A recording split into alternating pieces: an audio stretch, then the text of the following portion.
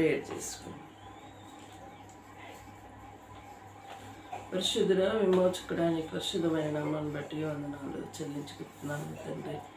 అయా రాత్రంతో మాకు సుఖమైన నిద్ర ఇచ్చావు. ఉదయకాలంలో ప్రభా నీ పాద సన్నిధికి వచ్చినప్పుడు మమ్మల్ని బలపరిచినందుకు వందనాలు. నీ వాక్యం చదువుతుండగా ప్రభా మాతో మాట్లాడండి, నీ స్వరం వినిపించండి, సన్నిధి ఉంచమని యేసునామములో స్తుతించి ప్రార్థించి వేడుకుంటున్నాను తండ్రి. కీర్తనలు 45వ అధ్యాయం. కీర్తనలు 45వ అధ్యాయం.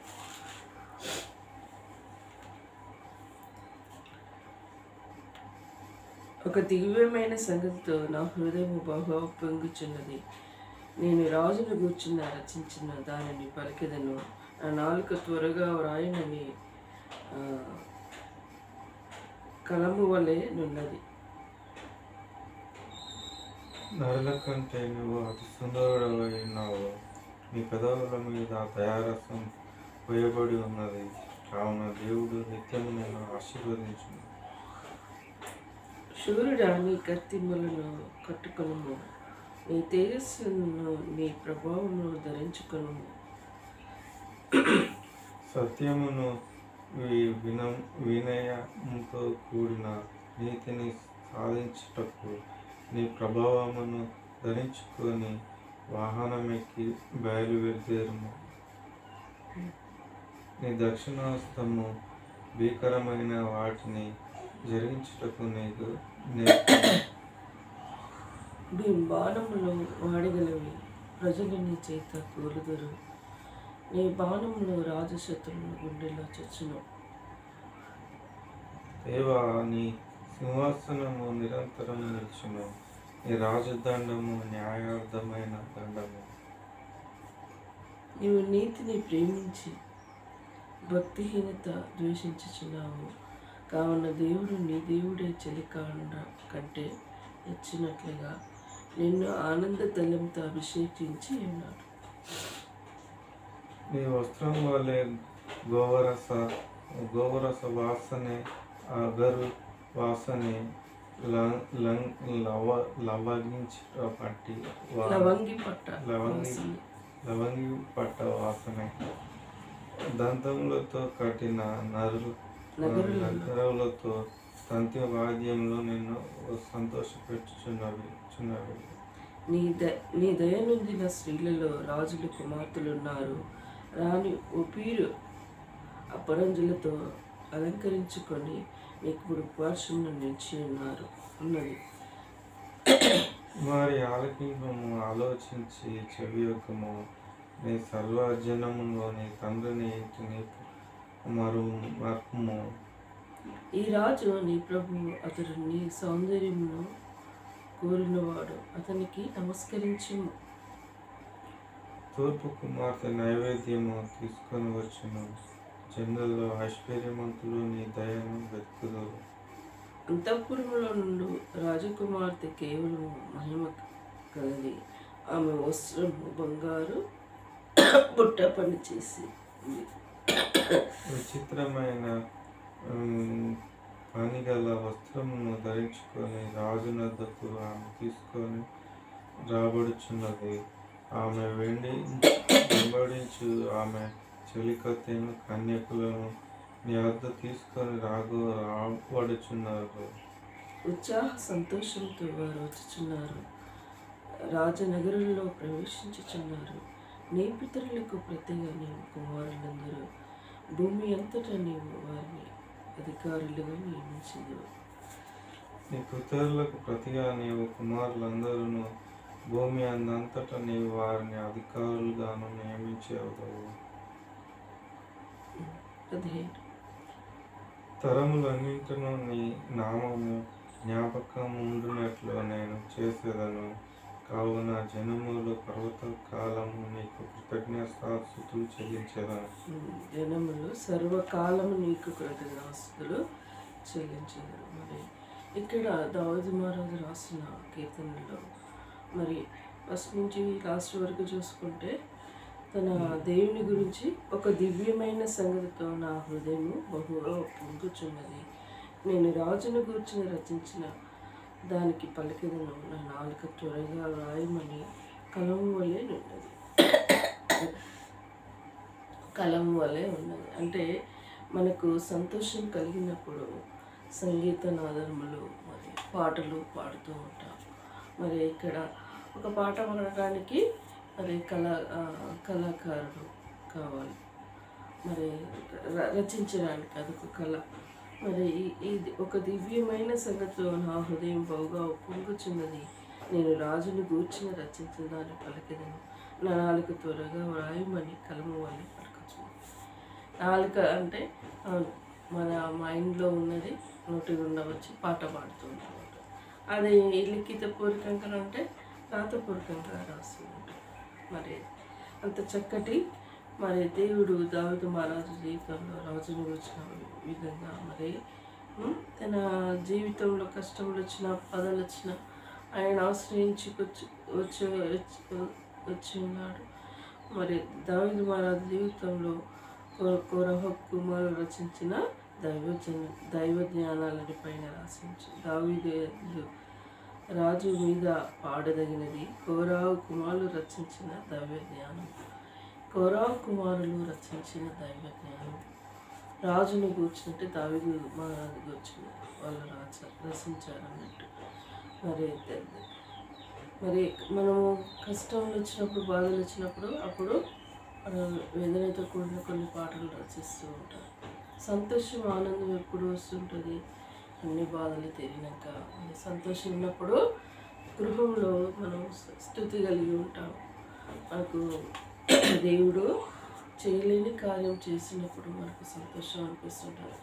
మనుషులకు అసాధ్యమైనది దేవుడు చేసినప్పుడు నిజంగా దేవుడు రుజువుపరుచుకున్నాడు అని మనం ఆశ్చర్యపోయి అక్కడ మనం స్తుతి చెల్లిస్తూ ఉంటాం. అంతేకాదు సంతోషం గృహంలో సంతోషం నింపినప్పుడు మనం స్తుతి చెల్లిస్తూ ఉంటాం. ఒక శిశువు భూలోకంలో జన్మించినప్పుడు తల్లి ఆట తన ప్రసవ వేదన అంతా మర్చిపోయి తన కుమారుడు పుట్టాడు, శిశువు పుట్టాడని సంతోషంతో ఆనందిస్తూ ఉంటుందట. తన ప్రసవ వేదన బాధ నొప్పి మొత్తము మర్చిపోతూ ఉంటుందట. అదేవిధంగా మన జీవితంలో కష్టాలు బాధలు వేదనలు శోధనలు వచ్చినప్పుడు దేవుడు తీర్చినప్పుడు మనకు సంతోషం అనేది ఉంటుంది. తీర్చి అంతవరకు పోరాడుతూ ఉంటూ ఉంటాం. మరి ఏది చేసినా మన దేవుడు మన జీవితంలో మేలే చేశాడు. కానీ మన మనసు బాధ వేదన ఏదంటే అది అయ్యో అయ్యో అయ్యో అని ఆలోచించుకుంటూ వేదన చేస్తూ ఇలా ఉండిపోతూ ఉంటాం మనం.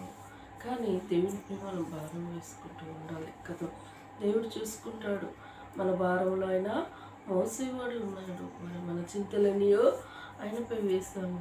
మన కోసం చింతించేవాడే ఉన్నాడని ఆయనపై వేసి మనం ముందుకెళ్తే దేవుడు చూసుకుంటాడు. దేవుడు చూసుకుంటాడు. కానీ మానవులు క్రైస్తవులు కూడా ఏం చేస్తూ ఉంటారో మన ప్రయత్నం మనం చేయాలి. దేవుడు అన్నీ చేయాలి, దేవుడిపై అన్నీ చేసుకోవడం అంటారు అని చెప్తూ ఉంటాడు. మన ప్రయత్నం మనం చేస్తాం, మనం చేస్తాం. దేవుడు చేసి మనం చేయలేం కదా.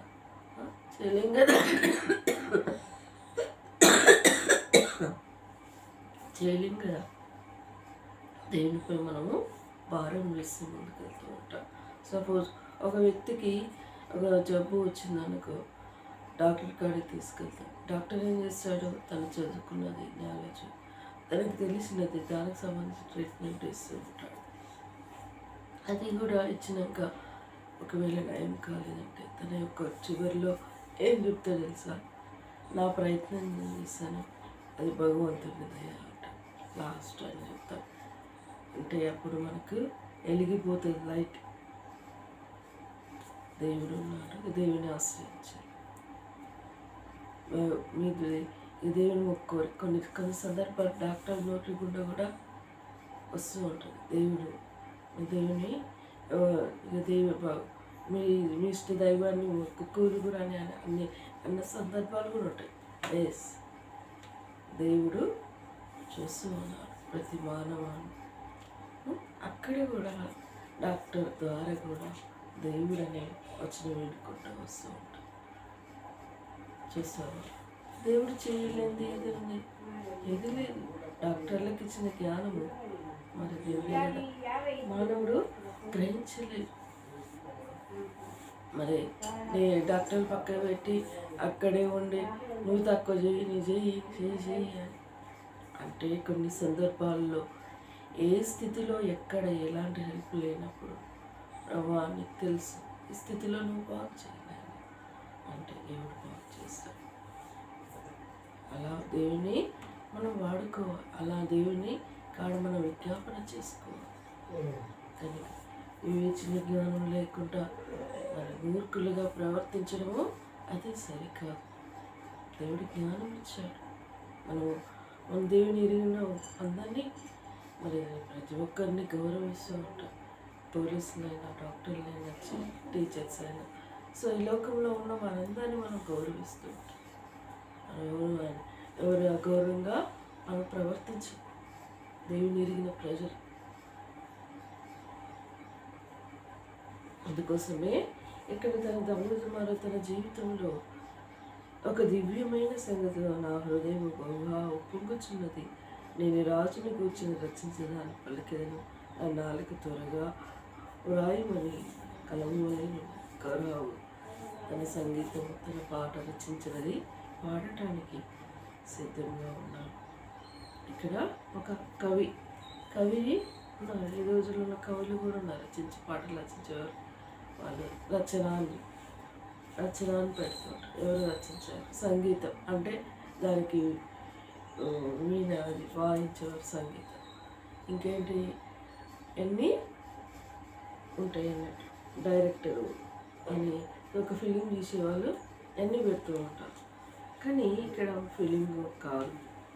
దావీదు మహారాజు జీవితంలో, తన జీవితంలో, యాత్రా జీవితంలో మరి గౌరవం మరి ఎన్ని విధాల పాట పాడుకుంటూ వచ్చి ఉన్నాడు.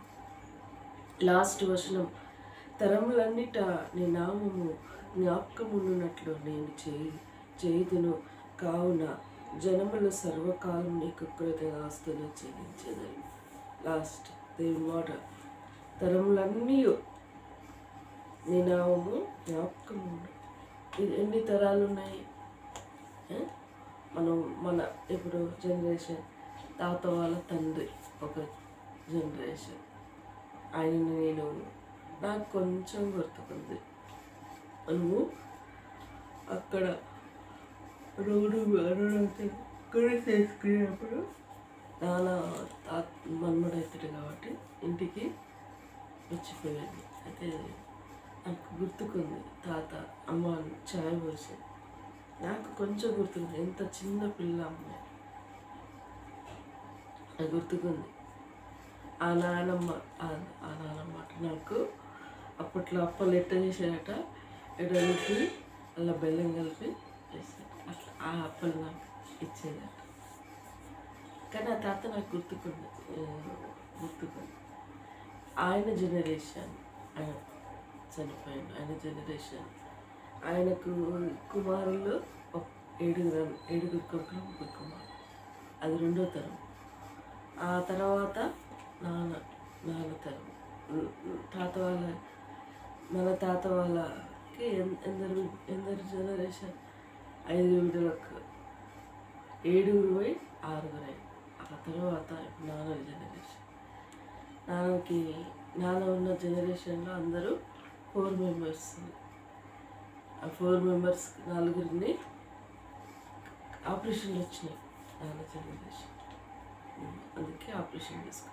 ఇంకా మిగతా తరాలకి ఆపరేషన్ లేవు, అందుకోసం ఎక్కువ పిల్లలు కదా. అది ఆపరేషన్లు నాన్న జనరేషన్ ఆపరేషన్ వచ్చింది కాబట్టి ఇక తాత ఏం చేసింది నాకు కొంచెం గుర్తుకుంది. అయితే నేను పుట్టినాక, చెల్లె పుట్టినాక నువ్వు పుట్టావు. సో ఇంట్లోకి వచ్చినాకనే, గవర్నమెంట్ ఇంట్లోకి వచ్చినాకనే నువ్వు నాకు పుట్టావు. అయితే నాకు ఒక్కడే కొడుకు, నాకు కొడుకు కూడా ఒక్కడే కొడుకు అని తాత నాన్నమాట. ఇంకో దానికి ఇప్పుడే ఆపరేషన్ అయ్యేవాళ్ళు, ఇంకో దానికి అని దేవుడు ఏం చేసిండు? చిన్న చెల్లని ఇచ్చేసి కథ శుభ్రంగా ఎవరైతే కథ ఆపరేషన్ చేసి అమ్మమ్మ బలవంతంగా ఉంచి వద్దు బిడ్డ నేను చేయలేను, ఎవరైతే అని ఆపరేషన్ చేయించారు. అమ్మ జనరేషన్ నుంచి ఆపరేషన్ చేయించారు. అటువరకు లేవు. మరి తరాలన్నీ 4 తరాలు. మరి ఇప్పుడు మన తాత వాళ్ళ తండ్రి జనరేషన్ 100కి పైగా బతికారు. ఆ అమ్మమ్మ ఒక్కట పండ్లు వచ్చినాయట. పండ్లు వచ్చినాయంటే చిన్నపిల్లల స్టేజ్కి అన్నీ చేసేది. ఇక చిన్నపిల్లలాగానే చూసుకోవడం అన్నీ.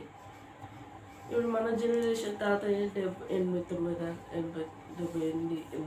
దాకా.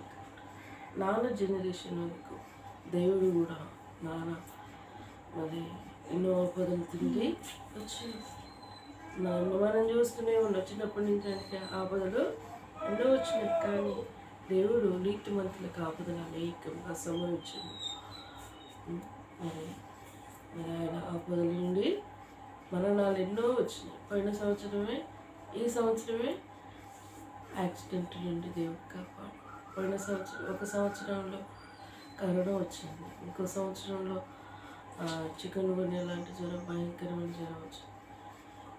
గత 5 సంవత్సరాల నుంచి నాన్నకి మరణాపాయాలు ఆపదలు సంభవిస్తుకొని వస్తుంది. కానీ దేవుడు తన ఆయుష్ని పొడిగించుకుంటూ వస్తుంది. నేను చాలా బాధపడుకుంటూ వచ్చాను. దేవుడు ఆపదలనే వస్తాయి, రావని కాదు. కానీ ఆపదలు కూడా ఆదుకునేవాడు అక్కడున్నాడు. ఆయన ఆయుష్ పొడిగించుకుంటూ వస్తుంది. ఆయన నరమాతుడు అంతమైనా కాదు. మనకి దేవుడు తోడుగా ఉన్నాడు. మన ఆయుష్ కూడా దేవుడు పెరిగించుకుంటూ వస్తుంది. చిన్నప్పుడు నేను చనిపోయేదాన్ని. ఎట్లా మగలాడే స్టేజ్ 7 నెలల్లో ఉన్నప్పుడట కాడికి వెళ్ళి మరి నేను పొయ్యిలో పడి ఈ ఫేస్ ఇక్కడ ఇంతవరకు చెయ్యి పొయ్యిలో పెట్టి కాల్చుకున్నాను. అట్లా నన్ను దేవుడు కాపాడుకుంటూ వచ్చాడు. చిన్న ముద్ద అసలు 7 అమ్మగాళ్ళ స్టేజ్ అంటే ఇట్లా ఉంటుంది. వాకుండా పోయి అమ్మ ఇప్పుడు పోయి ఇక్కడ వంట చేసేదట. ఇక్కడ వంట చేస్తూ ఉంటే వేసిపోయి గుంజిందట. పొయ్యిలో చేయి పెట్టినట. ఆవిడ ఫేస్ మొత్తం ఇంతవరకు బొబ్బులు వచ్చిందట. ఎంత చెయ్యంత మీనక్క అత్త స్నానం చేస్తుండేవాడు. పాప ఆ నుంచి వచ్చి నన్ను తీసుకుపోయి దాన్ని తీసుకుపోయి గోళంలో ఉంచిందట. ఆ ఏడుపు తట్టుకోలేదు. ఆ మూమెంట్లో ఇప్పుడు నాకడిపల్లి వెళ్ళి ట్రీట్మెంట్ చేసుకుంది. అప్పుడు నల్గొండ పోయి కన్న బాధలు పడి అమ్మమ్మ నన్ను 3 నెలలు హాస్పిటల్ ఉండి బాగు చేసిందట. నాతో పాటు కాలిన వాళ్ళందరూ అట్లా చచ్చిపోయారట. అప్పుడు కాలడం అట అయింది. ఎట్లా కాలి చచ్చిపోయిన వాళ్ళు చాలా. మా అమ్మాయి వచ్చిందట. అమ్మమ్మ నాతో 3 నెలలు ఫస్ట్ బిడ్డని నేను మొదటిగా సంతానం ప్రతి ఒక్కరు ఎట్లా చూసుకుంటారు, ఎంత ప్రేమ ఉంటుందో. అసలు ఫస్ట్ పుట్టిన వాళ్ళకి ఎంత ప్రేమ ఉంటుందో, ఎంత ప్రేమ చూపిస్తుంది. అమ్మమ్మ చాలా బాధపడ్డదట. మామయ్య కూడా నాకు సేవ చేసిందట, ఏడ్చిందట. గజ్జలు చేపించి 3 నెలలకి నన్ను అన్నీ మంచిగా పెట్టి పంపించిన కొన్ని రోజులకే కాలు పంపించిన మామయ్య ఏడ్చిందట. నా కోసం అందరూ ప్రయాసపడ్డారు. నా కోసం నేను మంచి ఉయ్యాల, నా ఉయ్యాల మన్నర దాకా ఉండే నేను ఊగిన ఉయ్యాల. అందరూ తొలైలు చాలా మటుకు ఊగారు. నన్ను దేవుడు మొదటి జన్మని ఒక మంచిగానే ఉంచుకున్నాను. నాకు ఆపద అనేది సంభవించింది. కానీ నా దేవుడు ప్రాణాన్ని కాపాడు. ఆ స్థితిలో చిన్నపిల్ల స్టేజ్లో ఏమి ఎరగని స్టేజ్లో దెబ్బ పోయినా అమ్మ అప్పుడు ఏడ్చుకుంటూ పోయినా. అత్తలాట స్కూల్ టైం అవుతుంది కదా నా ఎత్తుకో అంటే అడేసిపోరు అది కానీ అంటే వరకే అడుగు తెలిసిపోతే అమ్మ అక్కడ నీళ్ళు తాగటానికి మనుషులకు అప్పుడు ఒక్కటే బోరు ఉండదు. మనుషుల కోసం బిందె తీసుకొని పోయింది. నన్ను ఏడ్చుకుంటూ పోయి ఇప్పుడు ఫేస్ చూసుకునే విధంగా ఉన్నది. కానీ నా చిన్నప్పుడు ఈ ఫేస్ మొత్తం బ్లాక్. అసలు ఆ ఫోటోలు చూస్తే అసలు నేనేనా, అది దేవుని కృప. మనం బ్రతుకుట కూడా అది దేవుని కృప అంతే. ఎన్నో ఆపదలు మన ఏమన్నా ప్రాయంలో మనం బ్రతుకు దినంలో ఆపదలన్నీ వస్తుంది. ప్రాణాన్ని కాపాడేవాడు దేవుడు ఉన్నాడు. ఆశను పొడిగించుకుంటూ వస్తూ ఉన్నాడు. మరి ఈ యవన ప్రాయంలో మనం కూడా ఎన్నో బాధల సమస్యలు. నీకు కూడా మరి నీ గురించి ఒక వీడియో చేయాలనుకున్నాను. నీ యవన ప్రాయంలో నీ ఫ్రెండ్స్ ఎప్పుడు పోతుంటే మంత్రాలు చేసి నేను పిచ్చిలోలాగా తిరగడానికి చేసినవి వారు ఉన్నారు. ఈ లోకంలో మనుషులు ఎంత చెడ్డమైన మనుషులు, అది కూడా ఒక వీడియో చేయాలని అనుకుంటున్నాను. దేవుడు నీ పట్ల ఎంత గొప్ప కార్యం చేశారు. నా పట్ల మన కుటుంబంలో ఎన్నో ఆపదలు జరుగుతూ ఉంటాయి. ప్రతి ఆపదలో ఆయన కాపాడుకుంటూ వస్తుంది. ఈ లోకంలో ఆపదలు సంభవిస్తూ ఉంటాయి. ఆయన చూస్తే దేవుడు ఆపదలు వస్తుంటే అలానే వదిలిపెట్టిపోతాడా? ఆయన బిడ్డలే ఇక్కడనే ఉంటారు. ఆయన ప్రాణంను మన ప్రాణంను ఆయన గుప్పిట్లో ఉంచుకుంటాడు. ఆయన ప్రణాళిక గొప్పదే ఉంటుంది. ఆయన నిర్ణయం చేసుకుంటాడు. నాకు ఈ బిడ్డ పట్ల ఇలా మహిమ పొందాలని చూసుకుంటాడు. దుష్టుడు అపవాది ఎన్నో విధాల మనల్ని బాధ పెడుతూ ఉంటాడు. కానీ అపవాది ఊరిలో చిక్కకుండా ఆయన కాపాడుకుంటూ వస్తూ ఉంటాడు. అంత గొప్ప వాక్యం మనం కలిగి ఉన్నాం. అందుకే యోబు గ్రంథం చదివినప్పుడు, యోబు లాంటి జీవిత చరిత్ర చదివినప్పుడు క్రైస్తవులకు ఎన్నో అందుభక్తులు యోబుని గురించి ధ్యానించుకుంటారు. అంటే ఎన్ని ఆపదలు యోబుకుంటూ వచ్చాయి. మానవులు అయిన మనకు కూడా వస్తుంటాయి. ప్రాణాన్ని మాత్రం యోబుని తీసుకోదు. మన జీవితంలో కూడా మనము బ్రతికి ఉన్నామంటే, సజీవ లెక్కలో ఉన్నామంటే ఆయన ఉచితమైన కృపే. మనం ఇంకా బ్రతికి దేవుడి మాటలు దీవించి ఆశీర్వించుగాక. ప్రార్థించుకుని పరిశుద్ధుడా, విమోచకుడా, నీ పరిశుద్ధమైన నామాన్ని బట్టి వందనాలు చెల్లించుకుంటున్నాను తండ్రి. ప్రభా, నీ చక్కటి మాటలు ఈరోజు మాకు వినిపించారు. దావీదు మహారాజు గురించి కౌరవ రాసిన రచించిన ఒక దివ్యమైన సంగీతం నా హృదయం ఉప్పొంగిన అని మాట తన జీవితంలో సంగీత నావలతో రచించుకుంటూ వచ్చాడు. ప్రభా, తరములన్నీ మమ్ము కాపాడుకుంటూ వస్తున్న దేవానికి వందనాలు. ఈ ఉదయకాల సమయంలో దేవా నీ పాదాల సన్నిధికి వస్తున్నాం. ప్రభా, జ్ఞాపకం చేసుకో. నా పట్ల, నా కుటుంబం పట్ల నువ్వు చేసిన మేలులు గొప్పవినైనా నీతిమంతుల ఆపదలు అనేకంగా సంభవించు. ఆయన ప్రతి ఆపదలో నుండి వారిని రక్షించిన నీ వాక్యంలో సెలవిచ్చావు. మా ఆపదలు మమ్మల్ని రక్షించుకుంటూ ఆ ప్రాణాలు కాపాడుకుంటూ నిలబెట్టుకుంటూ వచ్చిన తండ్రి వేడేందుకు స్తుతిస్తున్నాను. నా దేవా, అమ్మని నాన్నని జ్ఞాపకం చేసుకో. వారు చేసే పనిని దీవించాను. అయ్యా, నీకు వందనాలు దేవా. చక్కటి వాతావరణం ఇస్తున్నందుకు స్తుతిస్తున్నాను. ప్రభా, ఎండని ఇస్తున్నందుకు వందనాలు. ప్రభా, అతివృష్టి అనావృష్టి అయితే ప్రభా ప్రజలు బాధపడతారు. ప్రభా, దయని పాలించండి. ప్రభా, దయచేయండి. ఏ పంటకి ఏమి కావాలో అంతే వర్షాన్ని నువ్వు అరిగించుకుంటూ వస్తున్నందుకు స్తుతిస్తున్నాను. పొలం పత్తి ఈ మెట్ట పంటలు వేసుకున్న వారు కొన్ని ప్రాంతాల్లో ప్రభా పంటలు మునిగిపోయి బాధపడుతున్నారు. వేసే వారిపై నువ్వు కూడా నన్ను దయని చూపించండి తండ్రి. నీకు వందనాలు. ఇంతవరకు చేసిన మేలు బట్టి స్తుతిస్తున్నాను. నా అయ్యా, నేను ప్రార్థిస్తున్నాను ఆ కుటుంబం కోసం, నా విషయంలో మరలా నీ పాద సన్నిధికి వస్తున్నాను. ఇదిగో నా దూతను నీకు ముందుగా పంపిదను. ప్రవహిస్తున్న వాగ్దానం చక్కగా నాకు ముందుగా ఉంటున్నందుకు స్తుతిస్తున్నాను. అయినా జ్ఞాపకం చేసుకున్నాను. భవిష్యత్తు ప్రణాళికను నేను ఏర్పాటు చేసినందుకు స్తుతిస్తున్నాను.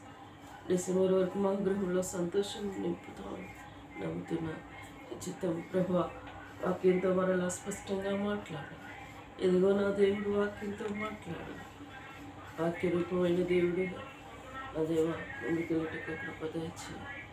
అంతేకాదు ప్రభా నాయన నేను గ్రూప్ 1కి మరలా నీ చిత్తమును సిద్ధపడుతున్నాను. నేను బ్లెస్ చేయండి. అంతేకాదు ప్రభా మీరు జ్ఞాపకం చేసుకో ప్రభా బిడ్డని జాబ్ కోసం సెర్చ్ చేసి ప్రజెంట్ గవర్నమెంట్ పోస్ట్ వచ్చిందాక ఏదో ఒక దాంట్లో చేయాలని సిద్ధపడుతున్నారు ప్రభా. సహాయపడండి. గవర్నమెంట్ పోస్ట్ కోసం ఆమెను ఆయా జ్ఞాపకంలో తనకి తీసుకురండి. ప్రేమిడిని నిలబెట్టండి. నిజం రాని భర్త కూడా అది సహాయపడండి. తమ్ముని విషయంలో ఆర్ఆర్వి మరి నాయన ఏ రోజు మీ ఈమెయిల్ వస్తుందో కనిపెడుతున్నాం ప్రభా. తను కూడా ఎగ్జామ్ కోసం జాబ్ కోసం సిద్ధపరచు. ప్రేమిడలింగా మేము జాబుల కోసం కనిపెట్టి నిలబెట్టండి. అంతేకాదు ప్రభా మ్యారేజ్ కోసం కూడా తమ్ముని నాది నీ చిత్తమే మాయలా జరిగించండి.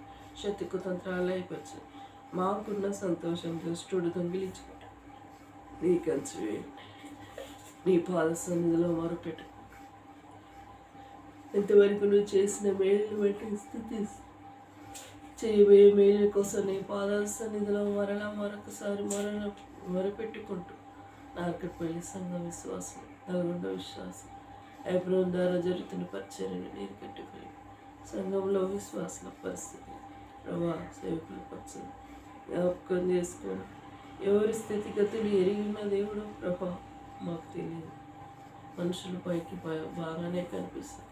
హృదయంలో భయంకరమైన స్థితులు ఆలోచనతో ఉంటారు ప్రభా. ఎప్పుడు ఎక్కడ ఎలా ఉండాలో నటన జీవితంతో బ్రతుకుతున్నవారు మేము చూస్తూ వస్తూ ఉన్నాం నాయనా.